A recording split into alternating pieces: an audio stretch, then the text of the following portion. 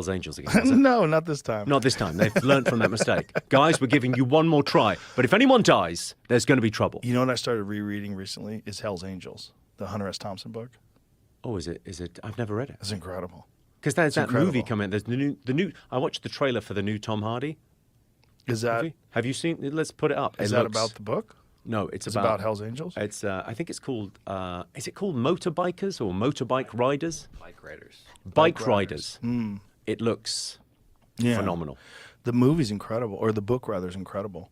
It's Hunter S. Thompson, the beginning of his career, when he was first experimenting with this gonzo journalism thing, which is like he's essentially using fiction and nonfiction together, you know, and he made up a lot of things apparently, and he pissed a lot of the Hells Angels off because a lot of what he did was like very similar to what he did was What's with their Fear and Loathing in motto? Las Vegas. The Hells Angels motto is, two can keep a secret if one is dead. Guys, we're trying to attract new members. Team meeting.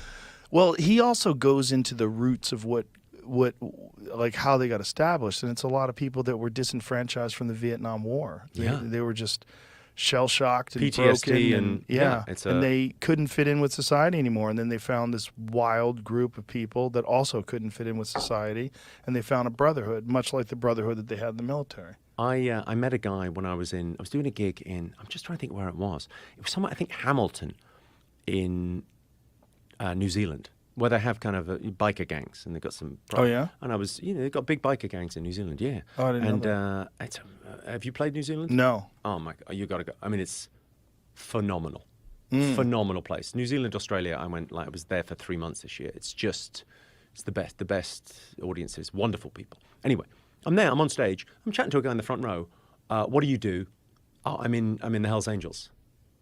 And the guy kind of looked kind of scrawny. I said, what do you do? He said, accounts. Accounts? He's the accounts guy. Wow. He's the accounts guy. And he told you he's in the Hells Angels? Yeah. He was, I think he may have been a fucking idiot, but he was, full disclosure, he may have been a fucking idiot, but he was wearing the biker thing, the biker tats, but a really scrawny guy. Wow. I just love the idea someone joined a biker gang and gone, right, what am I doing? Am I in charge of getting You guys need shell accounts. am I getting the crystal meth? Am I running the hookers? Am I Right. am I protection? Right. No, we need someone to do double entry bookkeeping because this is getting out of hand. Someone's got to, there's no toilet paper. Someone's doing the admin for That's it's a weird thing of guys. Someone's doing that for the Hells Angels. I guess. You have to, otherwise it'll fall apart. Office admin. Yeah. Wild. Yeah. Yeah. Those sort of groups of people that are outcasts of society have always been attracted to people. Well, what are you talking about? Yeah. Outcasts in society that all come together and find a brotherhood. Mm-hmm. Did you just open a comedy club, did you? Yeah. It's the same thing of like that. Yeah. It's back to that Alan Havey. It's we're out for ourselves, but in it together. It's who said it to me? Mike Wilmer. In a room of 3,000 people with a one person facing the wrong way. Right. That's a lovely.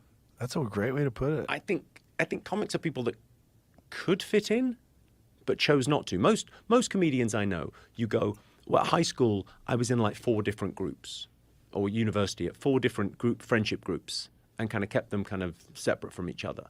I don't know why, but I was kind of attracted to that kind of having my own stuff. I always think like the question for comedians, if I meet a comic I don't know, you want to get to know them, I always go, which one of your parents was sick? Interesting. I hit the bullseye 90% of the time, because for most comics, someone was sick, physically or mentally sick, and you had to make it okay. You had to have the ability to change the mood in the household. Yeah. To make things okay. To be funny. To be just that thing of like, well, Breaking the tension. What's being funny? What are we doing? It's funniness has a root in our evolution that people don't. Laughter's 1,000,000 years older than language. It's a different part of the throat that you laugh with. My weird, I've got a weird laugh. I laugh on an in, not an out. But even regular laughs, it's 1,000,000 years older than language. And really, if you talk to Robin Dunbar, I did a documentary with him, who's the guy that came up with the Dunbar number, of like how many friends can you have? Because he talked about it a lot on social media. So silverback gorillas can have about 60 in a pod. I think it's called a pod of gorillas.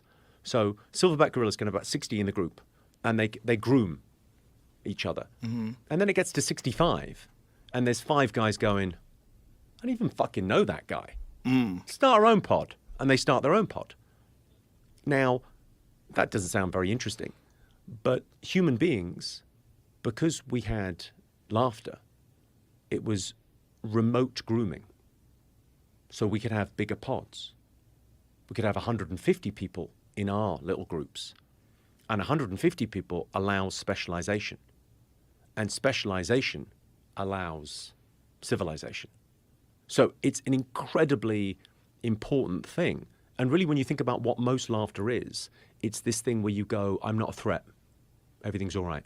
We're all fine here. We're all good. We all get it. Like other animals, when we show our teeth, it's trouble. And we do it to show it's okay. Right. It's in the spirit of play. That is fascinating, the teeth thing, right? Yeah. How wild is that?